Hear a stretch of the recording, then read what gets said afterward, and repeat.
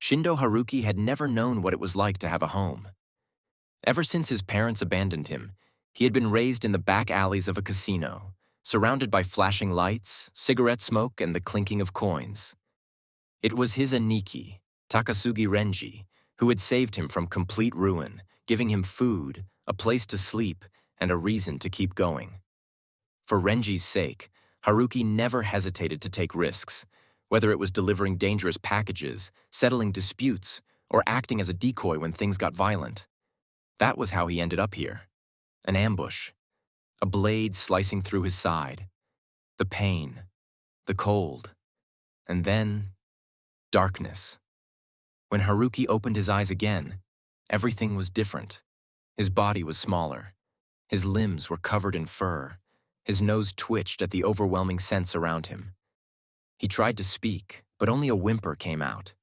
He had turned back into a dog.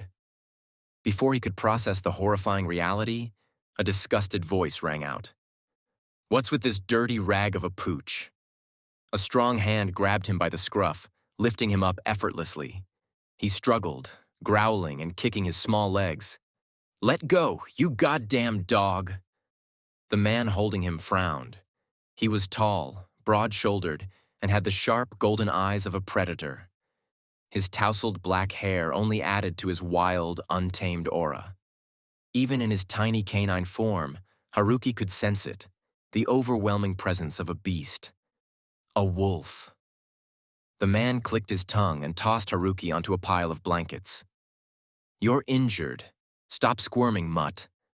Haruki snarled, but the man ignored him, disappearing into another room. A moment later, he returned with bandages and a damp cloth.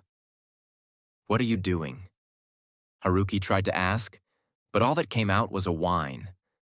The wolf sighed, sitting beside him. "Tch, even if you're ugly, I can't just leave you to die." Ugly? Haruki was about to bite him when the man started tending to his wounds. He winced at the sting but didn't move. His body was weak, and even though he hated it, he needed this guy's help. Days passed, then weeks. The wolf, whose name was Kirishima Akihiko, took care of Haruki without expecting anything in return.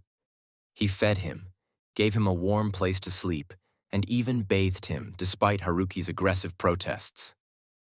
"You're cleaner now," Akihiko mused one evening, scratching Haruki behind the ears. "Still ugly, though." Haruki let out an indignant bark, biting his hand. Akihiko only laughed. "Feisty, I like that." Something about his tone sent a shiver down Haruki's spine. At first, Haruki planned to escape. Living with Akihiko was suffocating. The guy was possessive, always keeping an eye on him, always touching him. But the worst part was the warmth. The way Akihiko stroked his fur absent-mindedly. The way he made sure Haruki ate first. The way he looked at him with something dangerously close to affection. It was unsettling, because Haruki had never been cared for like this before. One evening, as Haruki lay curled up in front of the fireplace, Akihiko sighed heavily.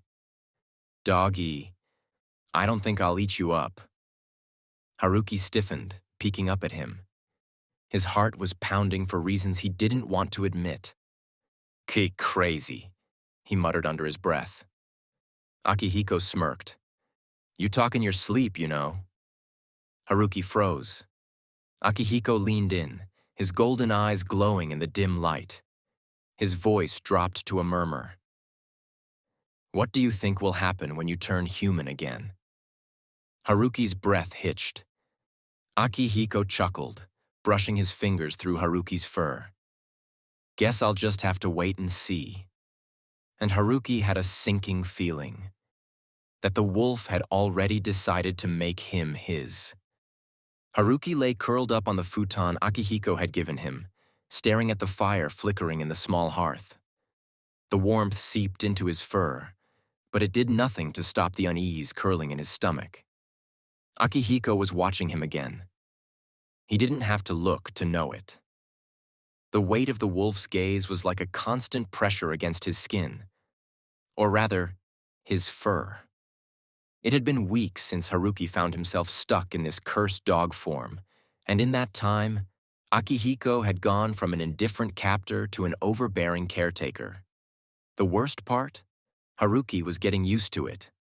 Akihiko had a strange way of showing affection.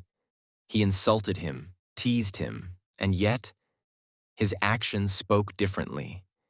He fed Haruki before eating himself, tucked him under blankets on cold nights, and even let him rest in his lap when Haruki was too exhausted to move.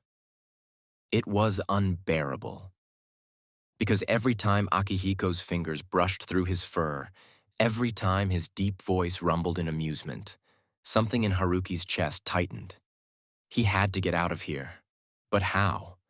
His body was weak, and even if he could run, Akihiko was a wolf, a predator. There was no way he'd let his pet escape so easily. Haruki shifted, flicking his tail in frustration. Thinking about something, puppy? His ears twitched at the nickname, and he immediately turned to glare at Akihiko. Don't react. He's just messing with you. Akihiko, as always, looked amused. He was lounging on the tatami floor, one arm resting on his raised knee, his golden eyes glowing under the dim firelight. His sharp features were relaxed, but there was something knowing in his gaze, something that made Haruki's fur bristle. You keep staring at the door, Akihiko mused. Planning an escape?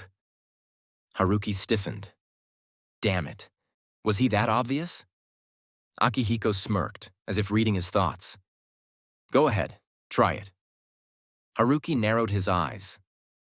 You wouldn't stop me? Akihiko chuckled. Nope. That was a lie.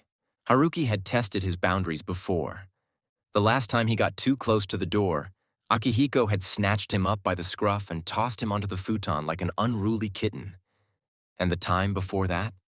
The bastard had pinned him down, nose buried in his fur, whispering something that still made Haruki's stomach twist. Run all you want, puppy. I'll always catch you. Haruki growled at the memory. Akihiko tilted his head, amused. Getting mad? Cute. Shut up, Haruki muttered, but of course all that came out was a low huff. Akihiko's smirk widened. Come here. Haruki's fur bristled. No. Come here, or I'll bring you here myself. Haruki hesitated, glaring at him for a long moment before reluctantly padding over. It was better to go willingly than to suffer whatever humiliation Akihiko had planned if he resisted. The moment he got close, Akihiko scooped him up with ease, pulling him into his lap. Haruki yelped. Hey, hey! Akihiko ignored him, running his fingers through Haruki's fur. You're tense. Haruki stiffened. Gee, I wonder why. The way Akihiko touched him was too gentle, too intimate. It made Haruki's stomach flip in a way he hated. A low chuckle rumbled in Akihiko's chest. You're getting